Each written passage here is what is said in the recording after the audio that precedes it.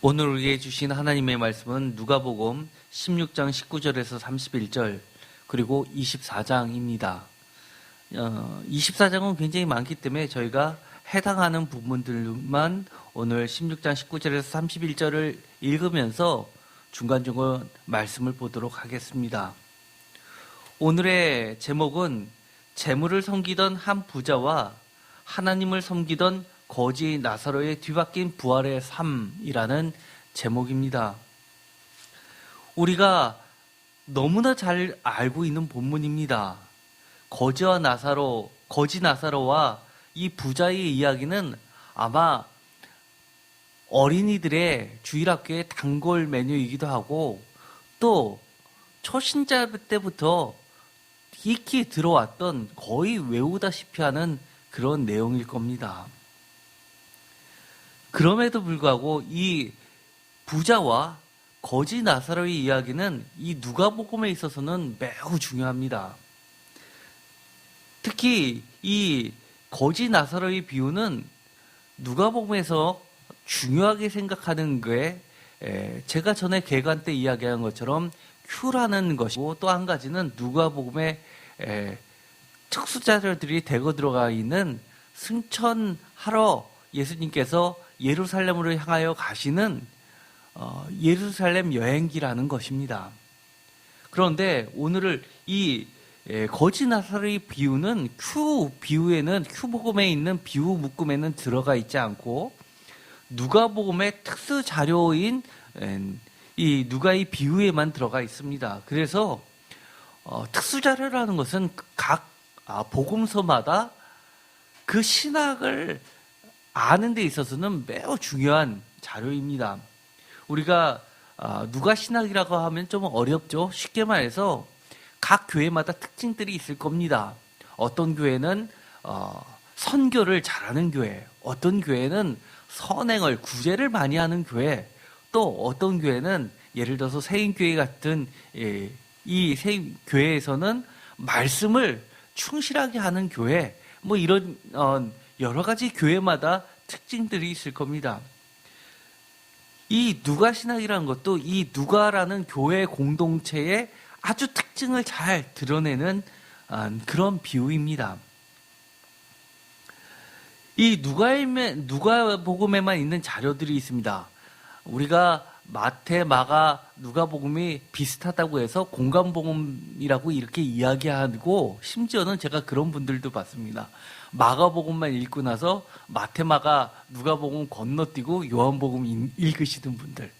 그러나 우리가 자세히 보면요, 각 복음서마다 아주 특징이 있는 그런 이야기들로 가득 차 있습니다. 예를 들어서 이 누가복음에만 있는 특수자료라는 것을 제가 정리해서 지난번에 말씀을 드린 적이 있었는데요. 아주 대표적인 게 아주 잘 알고 있는 것. 예를 들어서 이 선한 사마리아의 비유는 사실은 복음서에 다 들어가 있는 것 같지만 사실 누가복음에만 있습니다. 그리고 너무나 잘 알고 있는 이 거지 나사로의 비유 이야기도 이 어리석은 부자의 비유라고 해가지고 바로 누가복음에만 있는 이야기입니다. 뿐만 아니라 성탄절에서 단골 메뉴로 나오는 것이 있죠. 구유의 이야기. 이것도 사실은 누가복음에만 있는 자료입니다. 10명의 문둥병자 치유의 이야기도 바로 누가복음에만 있는 이야기이고, 그 다음에 우리가 전에 보았던 예루살렘을 향해서 우시던 예수님이 웃고 울고 하는 그런 이야기 중에서 특별히 눈물을 흘리시는 이 우는 이야기는 누가복음에만 있는 아주 귀한 자료들입니다. 그리고 승천에 관련된 것도 바로 누가복음의 특징이라고 할 수 있습니다. 그래서 제가 누가복음 9장 51절 아주 중요한 핵심이 되는 구절이라고 했습니다. 축을 이루는 아주 전환점을 이루는 아주 귀한 말씀이죠. 큐에도 여러 가지 비유 묶음들이 있습니다. 그러나 여기서 보는 바와 같이 오늘에 있는 이 말씀은 16장은 13절까지 그리고 18절, 17절까지는 있는데 오늘에 있었던 이 비유에 있는 19절부터 31절까지에 있는 이 내용은 사실 큐에는 빠져 있는 아주 독특한 자료입니다.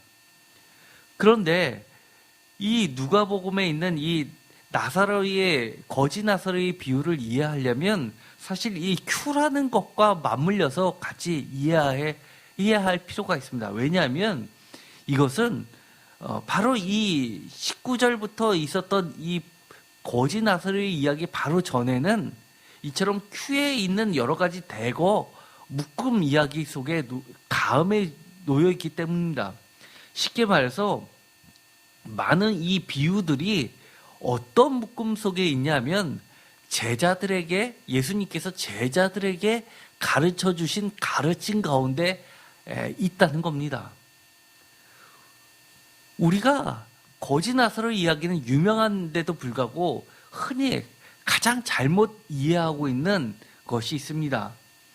바로 나사로는 가난했기 때문에 하나님의 보상으로 천국에 갔고, 부자는 가난한 자에게 선행을 베풀지 않았기 때문에 지옥에 갔다라는 아주 단순한 이야기입니다. 그럼에도 불구하고 이렇게 이해하고 있는 기독교인들이 상당히 많이 있습니다. 왜 이것이 오해냐 하면, 그럼 가난한 자는 예수님을 믿지 않아도 하나님의 보상으로 천국에 갈 수 있다는 말입니까? 반대로 부자는 아무리 하나님을 잘 믿어도 선행을 베풀지 않으면 천국에 못 간다는 이야기입니까? 가난하면 무조건 천국 가고 부자면 무조건 지옥 가는, 그래서 지옥 가기가 두려우니까 부자는 면피하기 위해서 선행을 반드시 쌓아야 된다는 그런 논리라면 오늘날의 기독교는 복음이 아니라 차라리 NGO 단체, 사회운동에도 못한 교회의 본질을 잃어버리게 되기 때문입니다.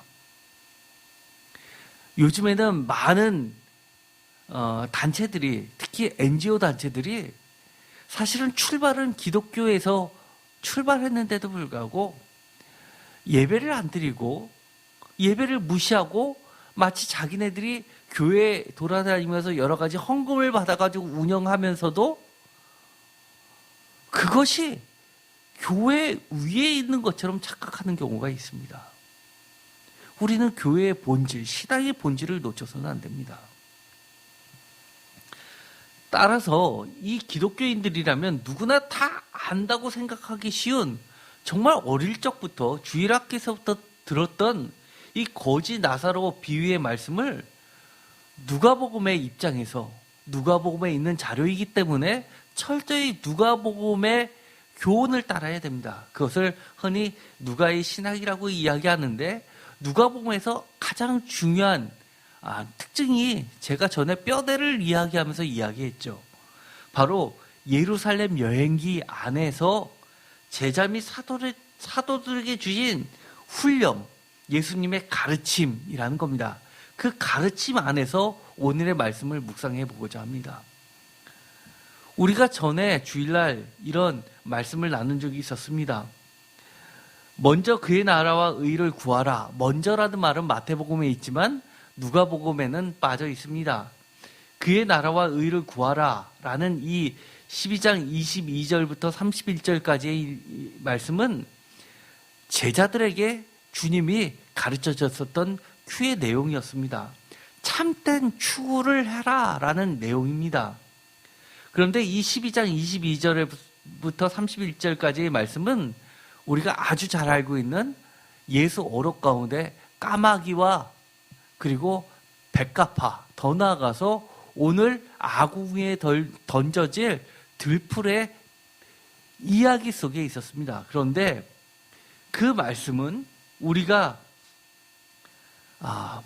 여러 가지 누가복음 개관할 때도 보았듯이 10가지 이야기가 서로 대칭 구조로 이어져 있었는데, 바로 이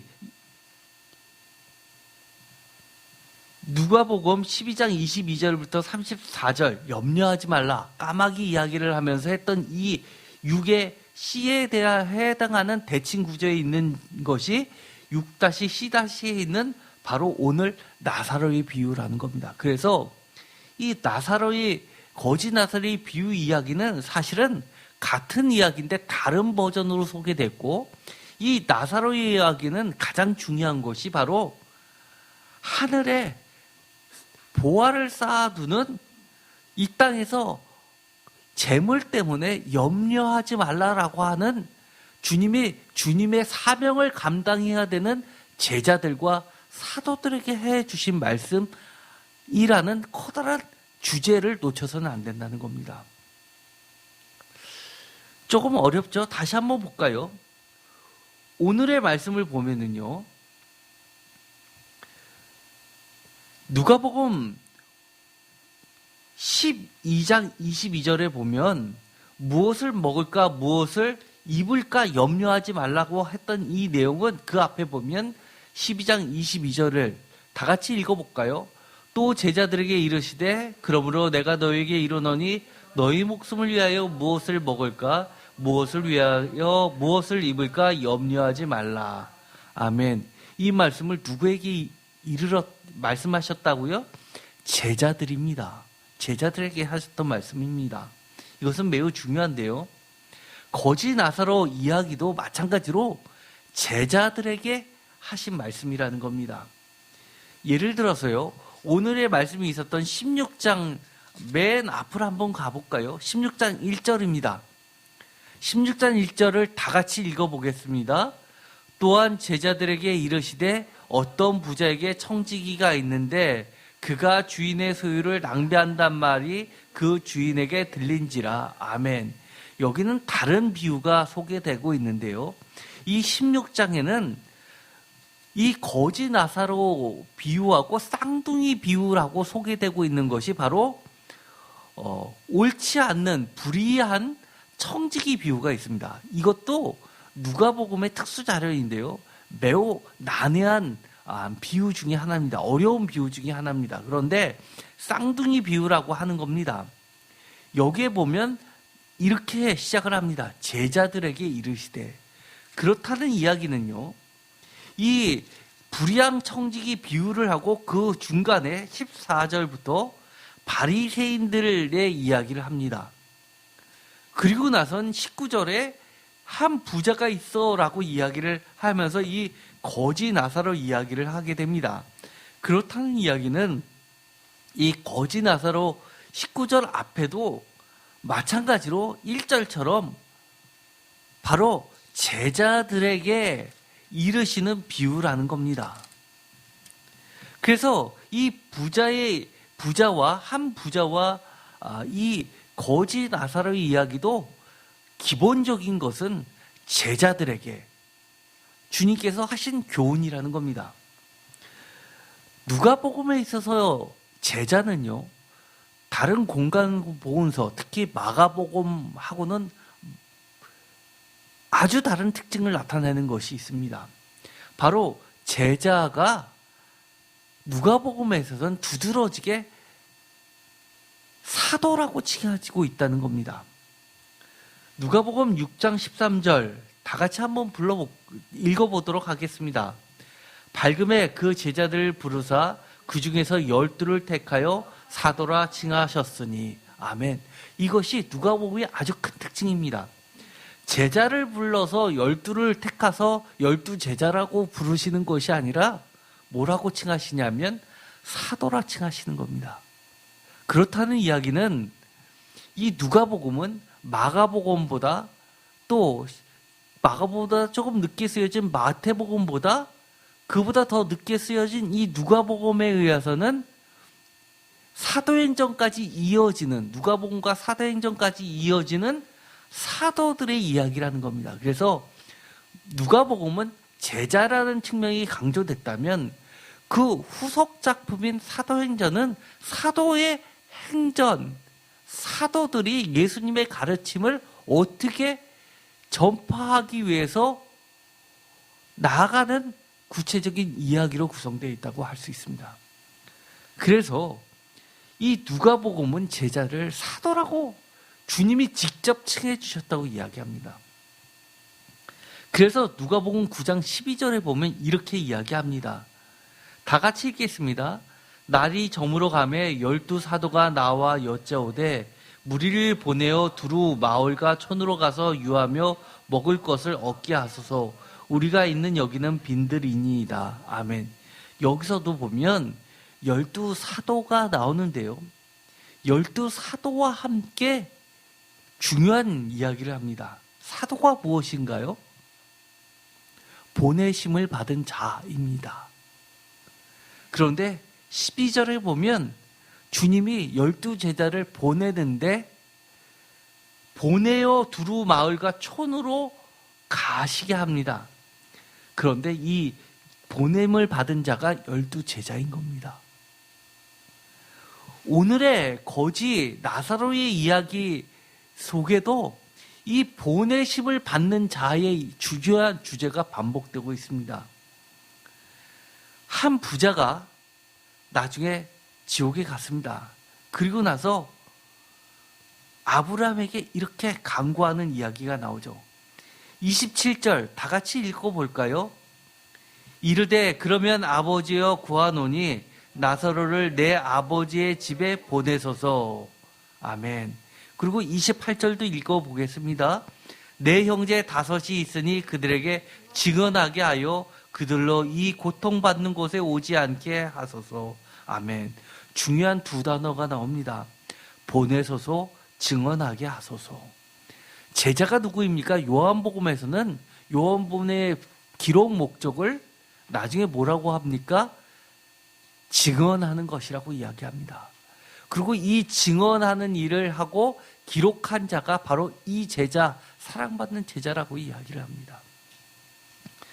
그래서 이 보내심을 받은 자, 사도, 제자, 오늘날의 날로 이야기하면 바로 성도가 되는 거고 성도들이 모이면 교회가 되는 겁니다. 그래서 교회의 가장 중요한 본질은 주님으로부터 보내심을 받은 자이고 주님의 말씀을 증언하는 일입니다. 이 오병이어의 기적을 이야기할 때도 빈들의 이야기가 나옵니다. 날이 저물어라고 시작하는 이 구절도 뜻하는 바가 매우 깊습니다. 어두워진 영적인 세계에 빛을 밝히는 역할을 하는 게 이 제자입니다. 그래서 12 제자에게 오병이어의 기적을 할 때 주님이 누가복음에서는 특별히 이렇게 이야기합니다. 너희가 먹을 것을 주어라 라고 이야기를 합니다. 제자 보고 사도들 보고 먹을 것을 주라고 합니다. 그것이 구제를 이야기하는 게 아니라 영적인 말씀을 주는 것을 이야기하는 겁니다. 여러분들이 성도이십니까? 여러분들 성도 맞습니까? 그러면 예수님의 제자입니까? 예수님의 제자가 맞다면 여러분들은 사도입니까? 그렇다면 여러분들은 하나님의 말씀, 주님의 말씀에 대해서 우선 바로 서십시오. 누가복음 22장 14절에 이렇게 이야기합니다. 때가 이르매 예수께서 사도들과 함께 앉으사. 누가복음 24장 9절에는 무덤에서 돌아가 이 모든 것을 11사도와 다른 모든 이에게 알리니. 여기선 12명이 11사도로 바뀝니다. 가룟 유다가 빠졌기 때문입니다. 제자에서 사도로 바뀌었음을 분명하게 보여주는 구절입니다. 누가복음 9장 1절, 이것은 누가복음 9장 51절 전체 예수님께서 승천하러 예루살렘으로 올라가시는 그 길, 그 전에 있는 9장 1절에 있는 말씀입니다. 예수께서 12제자를 불러 모으사 모든 귀신을 제어하며 병을 고치시는 능력과 권위를 주시고 하나님의 나라를 전파하며 앓는 자를 고치게 하려고 내보내시며, 보내심을 받는 자, 그것이 바로 제자이고 바로 사도이고 바로 성도입니다. 교회입니다. 그런데 3절에 보면 제자들에게 이런 훈령을, 규칙을 하나 정해시는 것이 있습니다. 3절 이 구절은 굉장히 중요한 구절입니다.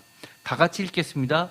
이르시되 여행을 위하여 아무것도 가지지 말라. 지팡이나 배낭이나 양식이나 돈이나 두봇을 가지지 말며. 아멘.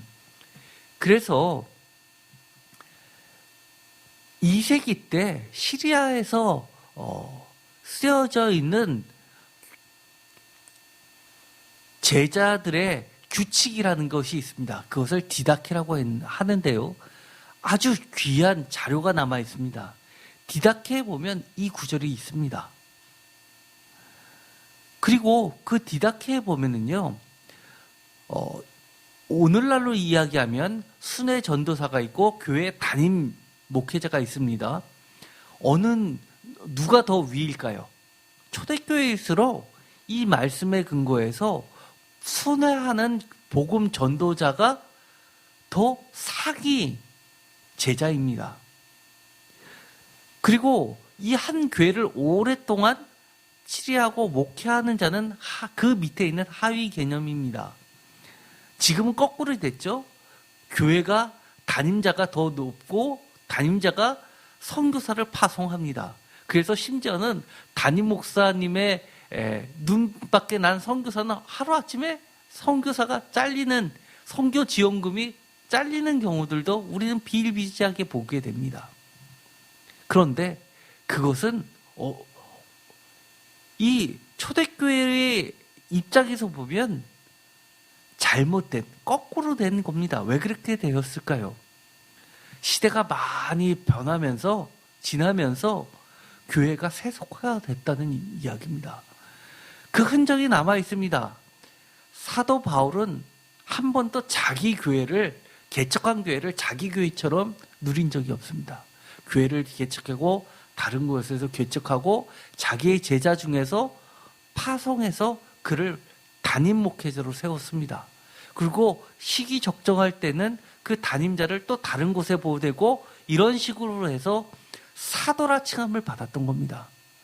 디모데는 사도라 칭함을 받지 못했습니다. 왜 그럴까요? 예수님의 교훈을 따르지 못했던 겁니다. 그렇기 때문에 이 교훈은 굉장히 중요한 건데요. 감리교도 사실은요, 대한민국에 처음 감리교가 들어왔을 때는 다 순회 목회자였습니다. 본부에서 어느 정도 시간이 되면 목회자를 다른 임지로 보냅니다. 왜냐하면 비리를 막는 것이죠. 또 담임 목회자가 한 교회에 오래 있다 보면 불을 축적하니까 그거를 막았던 겁니다. 그런데 시간이 지나면서 장로교는 그러지 않았습니다. 감리교에서 가만 보니까 장로교 목회자들은 점점점 부유해졌는데 감리교 목회자는 여전히 가난했습니다. 그러자 갑자기 초회 때 장로교의 그 제도를 본따서 바꿔버린 겁니다. 언젠간 다시 감리교가 감리교의 정신을 찾아야만 됩니다. 요즘에는 이렇게 하죠. 대형교회는 대형교회들끼리 서로 주고받고 합니다. 중간 사이즈는 중간 사이즈대로 서로 주고받고 합니다. 개척교회는 개척교회끼리 주고받고 할 수밖에 없습니다. 사실 이런 것들은 가장 나쁜 예입니다. 사실은 주님이 이렇게 가르쳤기 때문에 여행을 위하여 아무것도 가지지 말라, 지팡이나 배낭이나 양식이나 돈이나 두버릇을 가지지 말라라는 이 교훈을 지키면서 이 땅에서 우리는 하나님만을 바라보며 살도록 스스로를 자꾸 훈련을 해야 되는 겁니다. 여러분 이렇게 살 수 있습니까? 저한테 여러분들이 물어보신다면 저도 못 삽니다. 어떻게 이렇게 삽니까? 이렇게 사는 사람들은 누구입니까?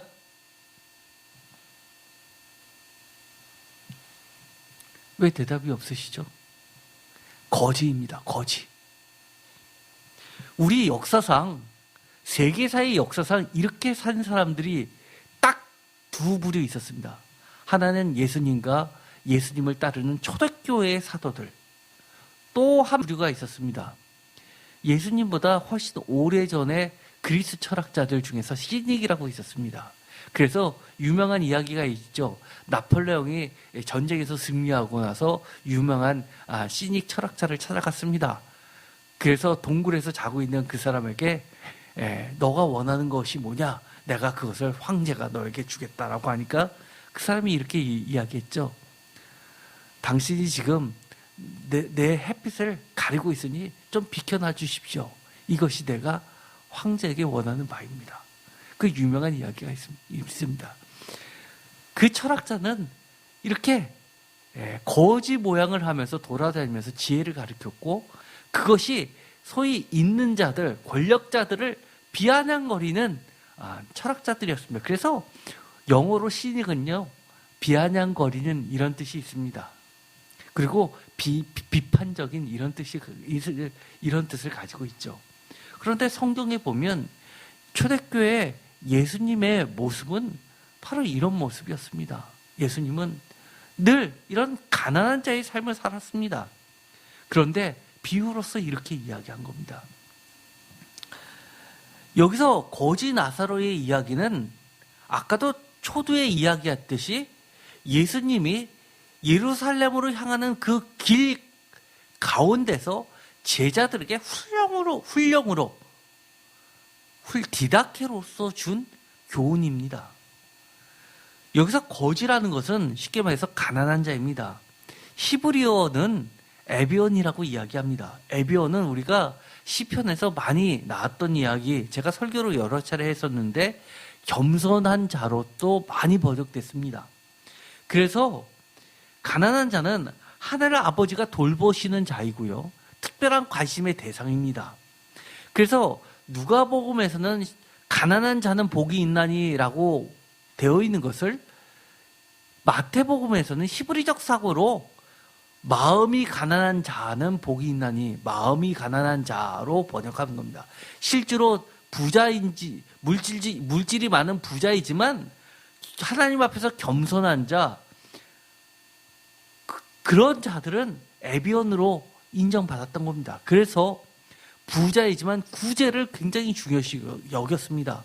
내가 하나님의 축복을 받아서 부자이지만 그 재물을 의지하는 게 아니라 하나님의 특별한 돌보심과 관심의 대상인 스스로 가난한 자가 되기 위하여 열심히 구제를 했던 겁니다.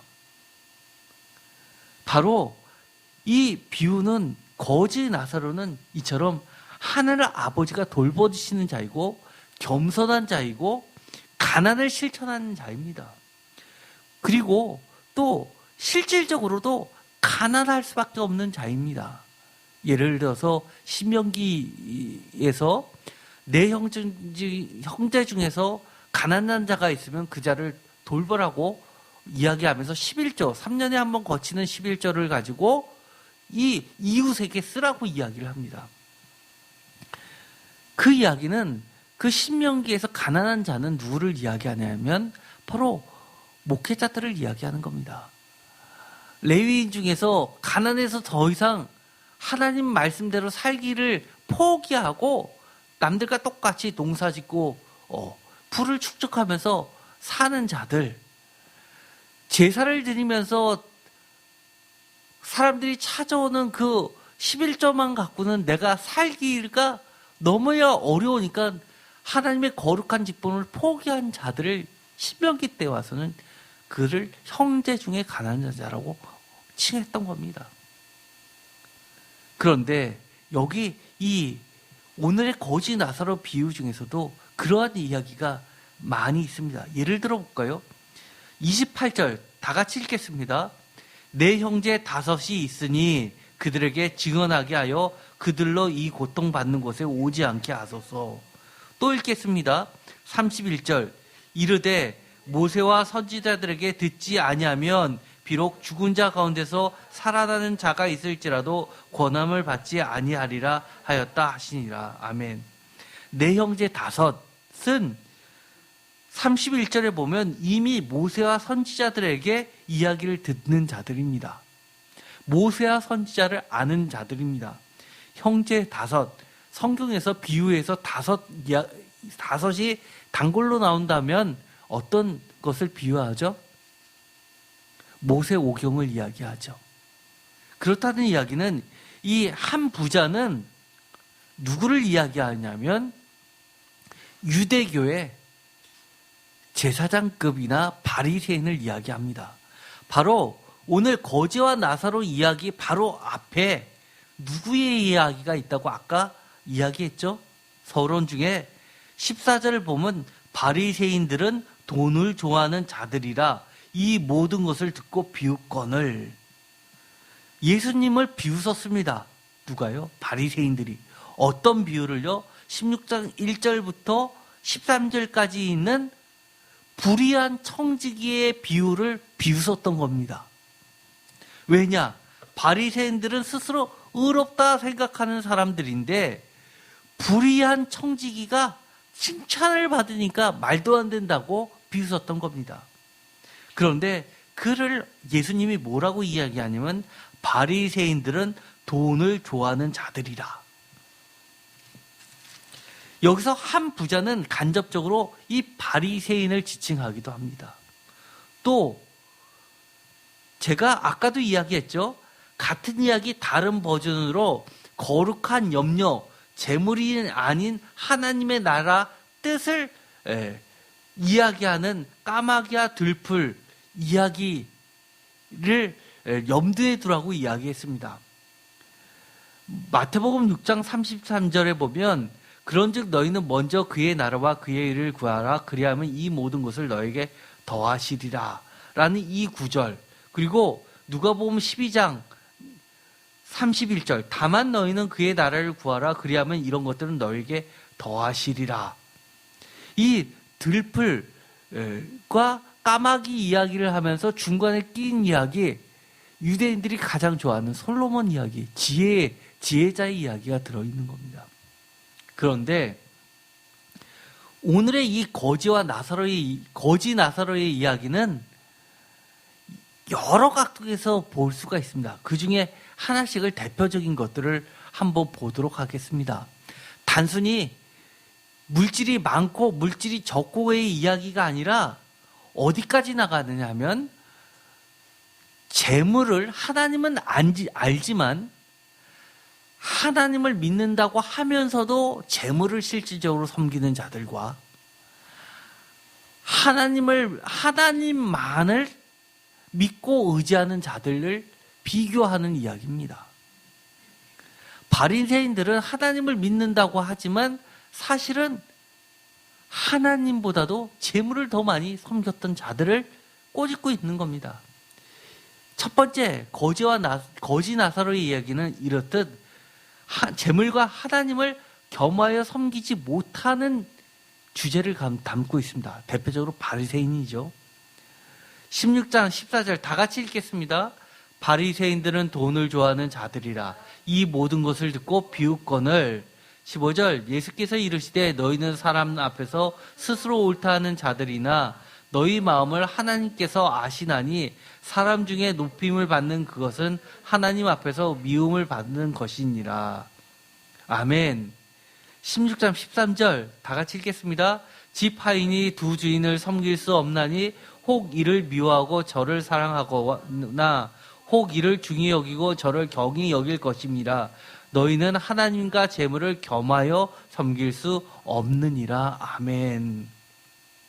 이처럼 하나님과 재물을 섬길 수 없다라는 이 비유 중심 내용을 이야기하기 위해 거지 나사로의 이야기를 했다는 겁니다. 그래서 이 한 부자는 하나님도 섬기면서 또 재물도 섬기는 거짓된 사람들을 이야기하는 겁니다. 만약에 여러분들이 나는 종교 지도자가 아니에요 라고 한다면 이 거지 나사로의 비유의 이야기는 여러분의 것들이 될 수 없습니다. 여러분의 것들이 될 수 없다는 이야기는 어떻다는 이야기입니까? 이 이야기를 받아들이고 싶지 않다면 버린다고요? 거지 나사로가 아니면 우리가 아버지의 품에 천국에 들어갈 수 없는데 어떻게 그것을 거부합니까? 이건 심각합니다. 우리는 에비온, 가난한 자, 심령이 가난한 자가 되지 않으면 천국에 들어갈 수 없기 때문에 우리는 반드시 나는 거지 나사로가 돼야 되는 겁니다. 그렇다는 이야기는 내가 비록 지금 하나님의 축복을 받아서 재물을 많이 다른 사람보다 그래도 넉넉하게 받았다면 스스로 에비온, 심령이 가난한 자, 거지 나사로가 되려고 애를 쓰십시오.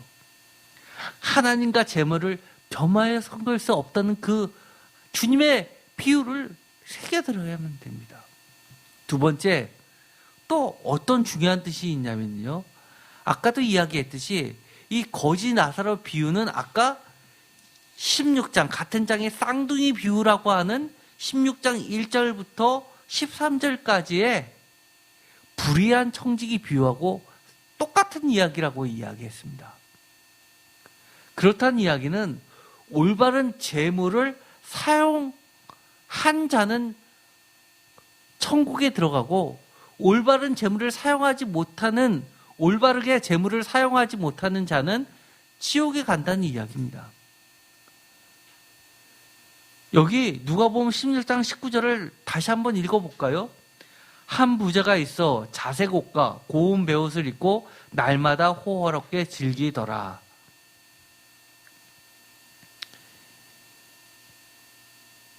(16장 1절도) 읽겠습니다.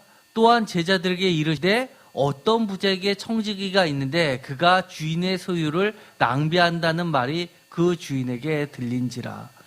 아멘. 이것은 불의한 겁니다. 불의하다는 이야기는, 불의한 청지기라는 것은 소유를 낭비하는 청지기입니다. 이 부자는요, 어떤 부자입니까?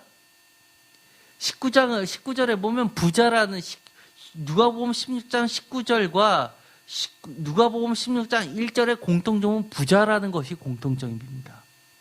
그런데 이 부자는요, 쉽게 말해서 재물이 많은 자였는데 이 재물을 하나님의 뜻에 맞춰서 올바르게 사용하지 못했다는 겁니다. 자색 옷과 고운 베옷을 입고 날마다 호화롭게 자기 자신을 위해서 산 자라는 겁니다. 누가복음 16장 8절에 보면요, 이렇게 나옵니다.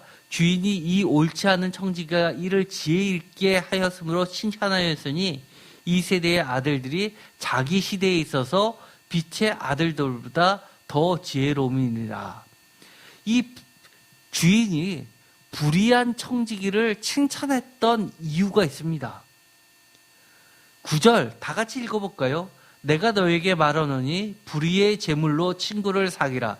그리하면 그 재물이 없어질 때 그들이 너희를 영주할 처소로 영접하리라. 여기서 칭찬의 포인트는 뭡니까? 없어질 재물로, 불의한 재물로 친구를 사귀었다는 겁니다. 불의한 재물이라도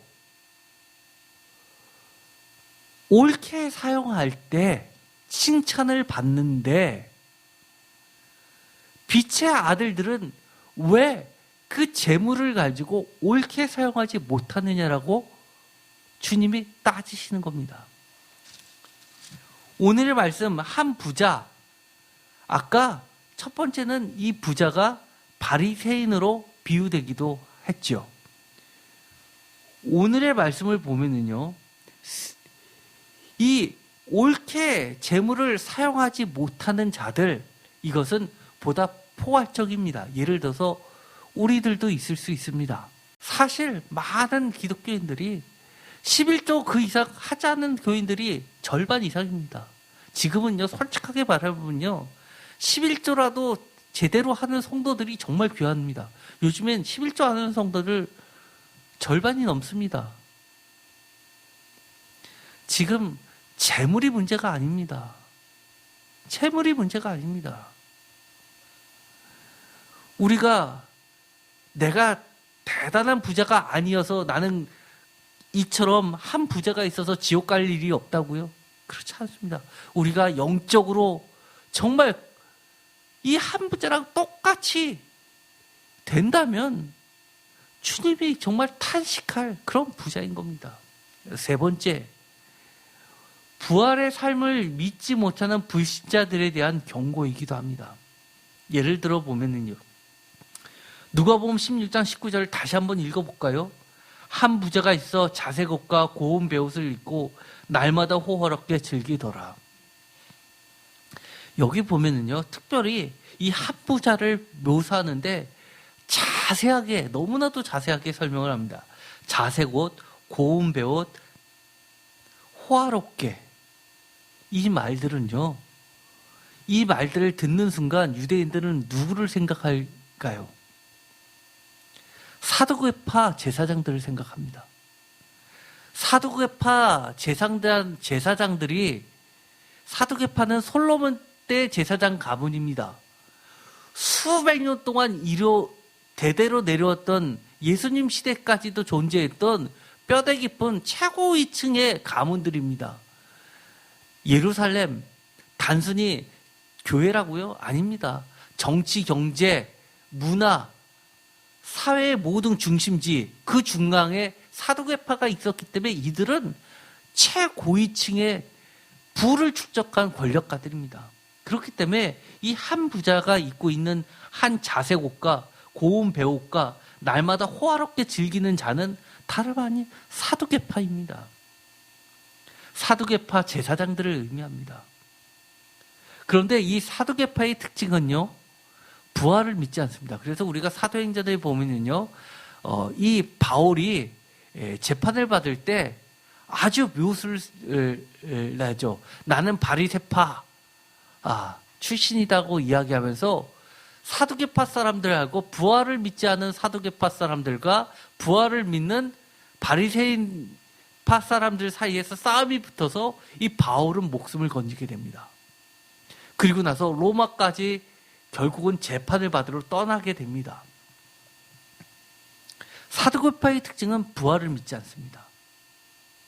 그런데 이 이야기는요, 이 거지 나사로 이야기는 누가복음 24장에 보면 사도들과 베드로와 심지어 엠마오의 두 제자 이야기하고 관련되어 있습니다. 누가복음 16장 31절에 보면 이렇게 나옵니다. 다 같이 읽어볼까요? 이르되 모세와 선지자들에게 듣지 아니하면 비록 죽은 자 가운데서 살아나는 자가 있을지라도 권함을 받지 아니하리라 하였다 하니라. 아멘. 그런데 누가복음 24장에 보면요, 이런 말이 나옵니다. 11절에 사도들이, 이 여인들이 예수님께서 살아나셨다, 빈 무덤이다 라는 이야기를 들으니까 11절 다 같이 읽어볼까요? 사도들은 그들의 말이 허탄한 듯이 들려 믿지 아니하나. 12절 베드로는 일어나 무덤에 달려가서 구부려 들여다보니 새벽포만 보이는지라 그된 일을 놀랍게 여기며 집으로 돌아가니라. 아멘. 여기서도 이 거지 나사로의 비유 가운데 반복되는 말이 있습니다. 사도들, 보배의 짐을 받은 자들, 제자 베드로. 그렇죠? 그런데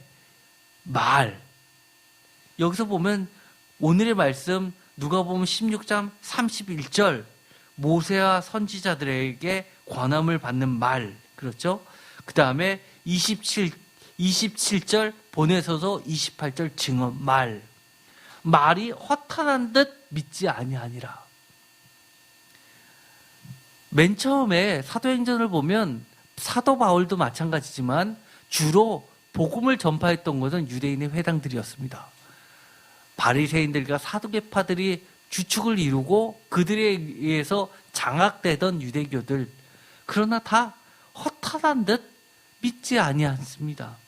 베드로는 놀랍게 여길 뿐입니다. 이런 것들을 비유합니다.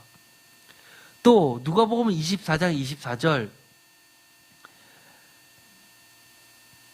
또 우리와 함께 한 자 중에 두어 사람이 무덤에 가 과연 여자들에게 말한 바와 같음을 보았으나 예수는 보지 못하였느니라 하거늘 25절 예수님이 이렇게 이야기합니다. 다 같이 읽겠습니다.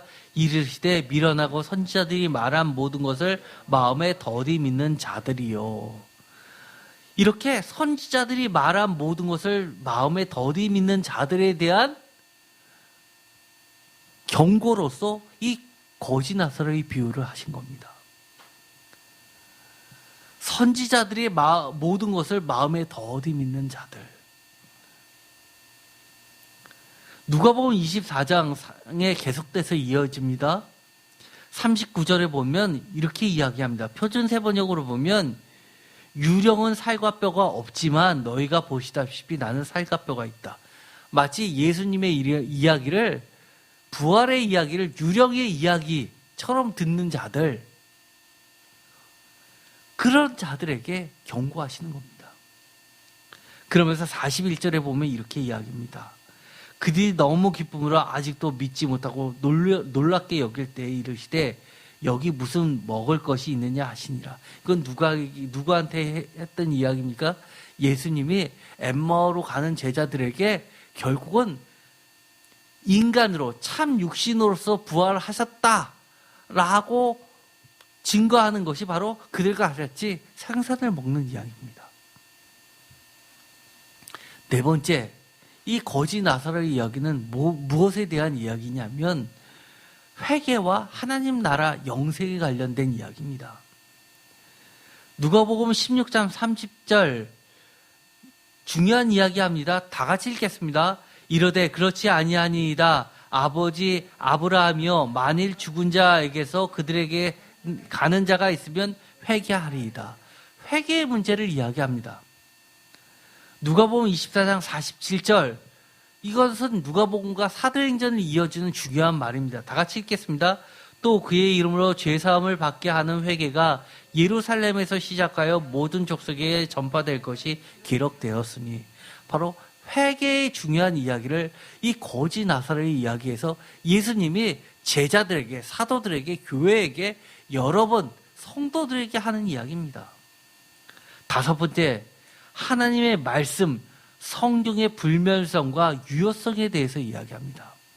요즘의 교회들은요, 많은 설교가 무슨 이야기로 90%를 장악하냐면 간증의 이야기로 합니다. 하나님의 말씀은 정말 처음에 시작할 때 한마디 띡 하고 하나님의 말씀보다도 무슨 얘기가 더 중요해지냐면 간증 이야기입니다. 내가 생활해서 이렇게 했더니 이렇더라. 내가 꿈을 봤더니 이렇더라. 내가 병을 누구한테 기도를 받았더니 이렇게 나았더라. 우리가 하나님의 말씀을 자꾸 뒤로 던져버립니다. 누가복음 16장 29절 다 같이 읽어보도록 하겠습니다. 아브라함이 이르되 그들에게 모세와 선지자들이 있으니 그들에게 들을지니라. 아멘. 부자가 이렇게 이야기합니다. 이르되 그렇지 아니하나이다. 아버지 아브라함이여 만일 죽은 자에게서 그들에게 가는 자가 있으면 회개하리이다. 이렇게 이야기합니다. 그러자 이렇게 주님이 이야기하시는 거나 똑같은 겁니다. 31절 다 같이 읽겠습니다. 이르되 모세와 선지자들에게 듣지 아니하면 비록 죽은 자 가운데서 살아난 자가 있을지라도 권함을 받지 아니하리라 하였다 하시니라. 아멘. 모세와 선지자들, 이것은 모세오경과 선지서를 이야기합니다. 예수님 시대에는 이 시가서가 다 완전하게 성경으로 다 정립되지 않았을 때입니다. 그렇다는 얘기는 모세와 선지자라는 것은 성경을 이야기합니다. 하나님 나라 영생으로 가는데, 천국에 들어가는데 여전히 무엇이 유효하다는 이야기입니까? 성경입니다. 하나님의 말씀입니다. 그것만큼 확실한 거 없다는 이야기입니다. 이것은 누가복음 24장에도 반복되는 이야기입니다. 다 같이 읽어볼까요? 27절 이에 모세와 모든 선지자의 글로 시작하여 모든 성경에 쓴 바 자기에 관한 것을 자세히 설명하시니라. 아멘. 성경은 우리가 지금도 놓쳐서는 안 될 겁니다. 우리의 믿음이 어디에 있습니까? 어디 위해서 탄생하는 겁니까? 44절 다 같이 읽겠습니다. 또 이르시되 내가 너희와 함께 있을 때 너희에게 말한 바 곧 모세의 율법과 선지자의 글과 시편의 나를 가리켜 기록된 모든 것이 이루어져야 하리라 한 말이 이것이라 하시고 이에 그들의 마음을 열어 성경을 깨닫게 하시고. 아멘. 우리는요, 지금도 성경 말씀에 우리의 마음을 열어야 됩니다. 누가복음 16장 16절에 보면 이런 말씀이 나오죠. 다 같이 읽겠습니다. 율법과 선지자는 요한의 때까지요, 그 후로부터는 하나님 나라의 복음이 전파되어 사람마다 그리로 침입하느니라. 그러나 율법의 한 획이 떨어짐보다 천지가 없어짐이 쉬우니라. 아멘. 이 말씀은 큐에 있는 말씀입니다. 율법의 그 앞에 중요한 말이 있습니다. 그러나 율법의 한 획이 떨어짐보다 천지가 없어짐이 쉬우니라. 오늘 거지와 나사로의 이야기, 아직도 여러분 가운데 거지는 천국 가니까 난 부자인데 지옥 갈까봐 구제 열심히 하고 헌금 많이 하면 된다라고 생각한다면 그 생각부터 버리십시오. 오늘 성경이 뭐라고 이야기하는지 다시금 돌아보면서 혹시 내가 여전히 한 부자로 남아있는지, 아니면 이 땅에 살면서 정말 주님이 이야기하는 거지 나사로의 축복을 모두 누렸으면 좋겠습니다. 기도하고 마치겠습니다. 하나님 감사합니다. 정말 회개합니다. 우리가 하나님의 말씀을 몰라도 너무 몰랐습니다. 다시 한번 우리에게 들려주시는 한 부자와 거지 나사로의 말씀을 통해서 참된 제자로 거듭나게 하여 주옵소서. 우리가 성도로서 그동안 얼마나 하나님의 축복만을 바라보면서 나 혼자 잘 먹고 잘 살려고 얼마나 몸부림치면서 살아왔는지 회개합니다. 주님 용서하여 주옵소서. 내가 정말 이 부자처럼 얼마나 참된 하나님의 종들 앞에서